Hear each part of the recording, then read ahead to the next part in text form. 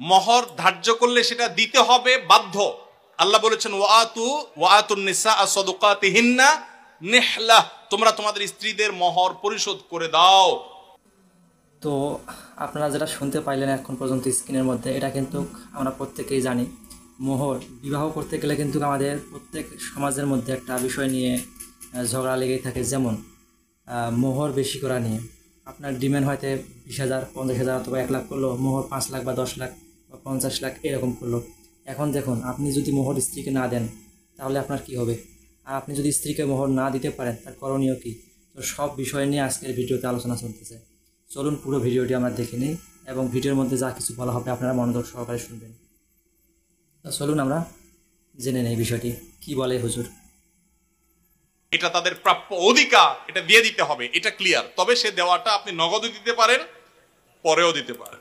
তো হুজুর যেটা বোঝাতে চাচ্ছেন যে আপনারা যদি মোহর বাঁধার পর বিবাহ হয়ে যায়, বাসর ঘরে চলে আসেন, তাহলে আপনাকে সকলেই মোহরটা দিতে হবে।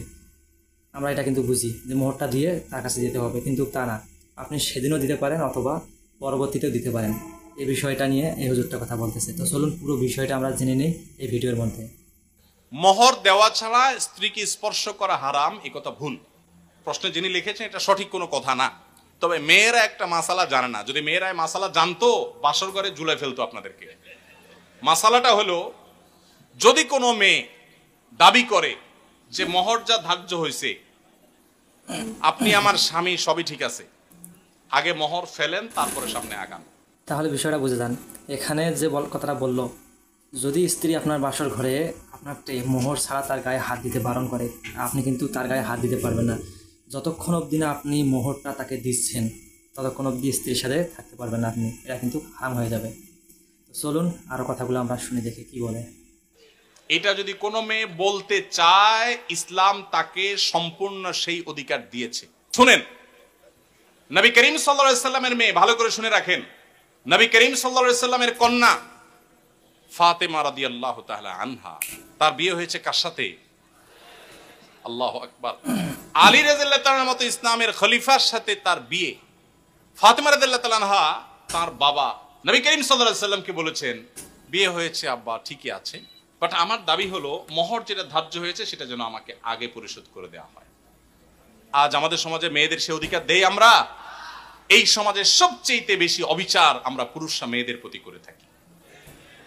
বিয়ে করেছেন আর মোহর পরিপূর্ণ পরিশোধ করছেন, এরকম বাপের বেটা যারা, তারা হাত তোলেন। কয়টা বাপের বেটা দেখছেন? মোহর যদি ধার্য হয়ে থাকে তাহলে সেটা দিতে হবে, কথা ক্লিয়ার। মোহর না দিলে স্ত্রীকে সেটা হারাম হবে, হারাম। তো হুজুর কিন্তু অলরেডি বলে দিয়েছে মুখে, স্ত্রীকে যদি আপনি মোহর না দিয়ে আপনার স্ত্রীর সাথে থাকেন তাহলে ওটা কিন্তু আপনার হারাম হবে। এবং স্ত্রীর সাথে আপনি যদি থাকতে চান এবং স্ত্রীর সাথে আপনি ঘর সংসার করতে চান, তাহলে আপনাকে হয় মোহরটা থাকতে মাপ নিতে হবে। যদি দেখেন যে 5 লাখ 10 লাখ টাকা মোহর করা হয়েছে, করার পর আপনার এখন উপায় নেই, দিতে পারতেছেন না আপনি, তাহলে তারটা মাপ নিলেন, এটা ওটা করলেন। এই বিষয়গুলো নিয়ে পরবর্তী ভিডিওতে আলোচনা হবে, আর একটু শুনে নিন। আপনি পাওনাদারের পাওনা না দিলে যেরকম হারাম হয়, স্ত্রীর মোহর না দিলে সেটা গুনাহ হয়। হ্যাঁ, পাওনাদারের পাওনা যেরকম আপনি সময় নিয়ে তার কাছ থেকে 1 বছর 2 বছর পরেও দিতে পারেন, স্ত্রীর মোহরটা এরকম পরে দিলেও আদায় হয়ে যাবে। বাট যদি না দেন, মেরে দেন যে আর স্ত্রীর আর কি দিবস, আমার ঘরওয়ালি, তাহলে কিন্তু আপনি পরবর্তী ভিডিওতে এর পরবর্তী স্টেপে যে ভিডিওটা আছে সেটা নিয়ে আমি কথা বলবো। এটা অর্ধেক ভিডিও নিয়ে আমি আজকে কথা বললাম। পরবর্তী ভিডিওতে আপনারা অবশ্যই চোখ কান খোলা রাখবেন। পরবর্তী ভিডিওতে এটা বিষয় বিস্তারিত তুলে ধরার চেষ্টা করবো আমি। প্রত্যেক সমাজের মধ্যে দেখা যায় যে বিবাহ করতে গেলে মোহরটা নিয়েই কিন্তু ঝগড়া বিবাদ লেগে যায়। দেখুন কিছু কিছু জায়গায় মোহরটা নিয়েই কিন্তু সংসার নষ্ট হয়ে যাচ্ছে, প্রায় ছিনিমিনি হয়ে যাচ্ছে, বিভিন্নটা হয়ে যাচ্ছে। দেখুন মোহর বাধা নিয়ে কিন্তু হওয়া বিয়ে ভেঙে যায়, এটা কিন্তু আমরা অনেকেই জানি। মোহর বেশি করার থেকে কিন্তু বিয়ে আমাদের ভেঙে যায়। এমন বিষয়গুলো নিয়ে কিন্তু আমরা সব সময় আর কি কৌতূহলে পড়ে থাকি।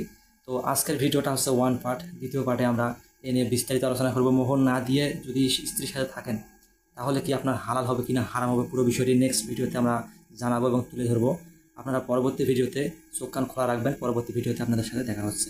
খোদা হাফেজ, ভালো থাকবেন আপনারা। দেখা হবে পরবর্তী ভিডিওতে।